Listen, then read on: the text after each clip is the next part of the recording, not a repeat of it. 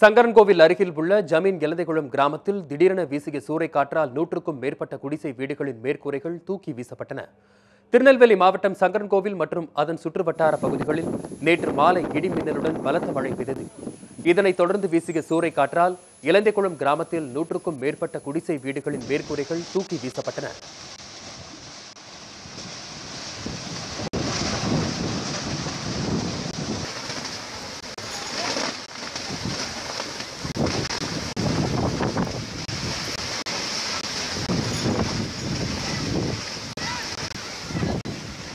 அப்பகுதியில் இருந்த மரங்கள் வேரோடு சாய்ந்தன. வீடுகளில் ஓடுகள் சூறைக்காற்றில் சரிந்து விழுந்ததில் 6 பெண்கள் உட்பட 10 பேர் காயமடைந்தனர்.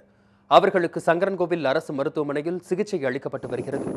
இயற்கையின் சீற்றத்தால் பாதிக்கப்பட்ட ஜமீன்குளம் கிராமத்தில் அரசு அதிகாரிகள் முகாமிட்டு சீரமைப்பு பணிகளை செய்து வருகின்றனர்.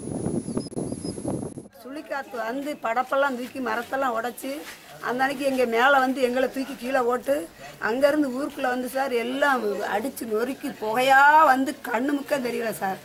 அள்ளி அவ்வளவு நொறுக்கி அவ்வளவு உடைச்சி அவ்வளவு இது பறத்துச்சு சார். பிள்ளைகளெல்லாம் வீட்டுக்குள்ளே ஓட்டு பூட்டி அமுக்கி வச்சாச்சு சார். இல்லைன்னா பிள்ளைகளை சேதப்படுத்திருக்கோம். 2 கிளடு கட்டையை தூக்கி தூர எரிஞ்சு இடுப்பெல்லாம் அடி காலெல்லாம் அடி சார். இதனிடையே திடீரென வீசிய சூறைக்காற்றால் வாழை, தக்காளி, நெற்பயிர்கள் அனைத்தும் முழுமையாக சேதமடைந்துள்ளன. பாதிக்கப்பட்ட கிராம மக்கள் அனைவரும் அங்குள்ள ஊராட்சி அலுவலக கட்டிடம் மற்றும் பள்ளி கட்டடங்களில் தங்க வைக்கப்பட்டுள்ளனர். மருத்துவ குழுவினர் முகாமிட்டு பாதிக்கப்பட்டவர்களுக்கு சிகிச்சை அளித்து வருகின்றனர்.